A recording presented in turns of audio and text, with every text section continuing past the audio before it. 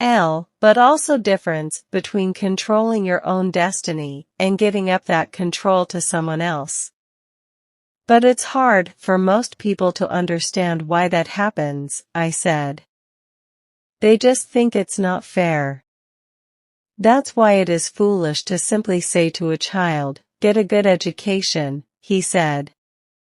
It is foolish to assume that the education the school system provides will prepare your children for the world they will face upon graduation. Each child needs more education. Different education. And they need to know the rules.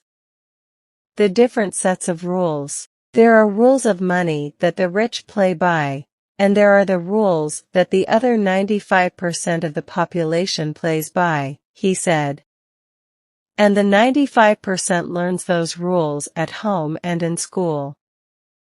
That is why it's risky today to simply say to a child, "Study hard and look for a job." A child today needs a more sophisticated education, and the current system is not delivering the goods. I don't care how many computers they put in the classroom or how much money schools spend. How can the education system teach a subject that it does not know? So how does a parent teach their children what the school does not? How do you teach accounting to a child? Won't they get bored? And how do you teach investing when as a parent you yourself are risk-averse?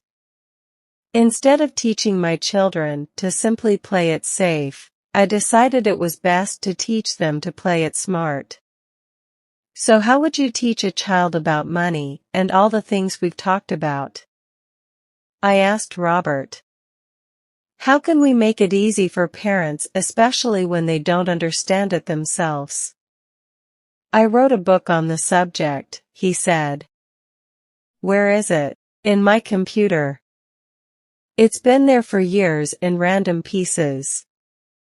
I add to it occasionally, but I've never gotten around to put it all together. I began writing it after my other book became a bestseller, but I never finished the new one. It's in pieces. And in pieces it was. After reading the scattered sections, I decided the book had merit and needed to be shared, especially in these changing times. We agreed to co-author Robert's book. I asked him how much financial information he thought a child needed.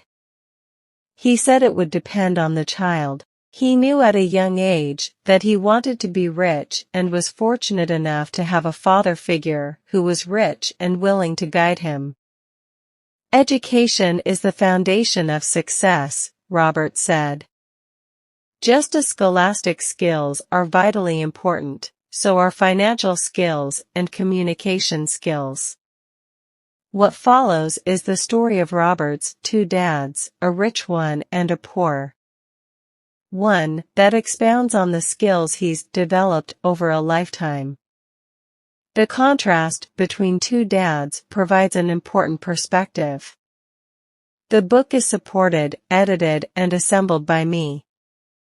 For any accountants who read this book, suspend your academic book knowledge and open your mind to the theories Robert presents. Although many of them challenge the very fundamentals of generally accepted accounting principles, they provide a valuable insight into the way true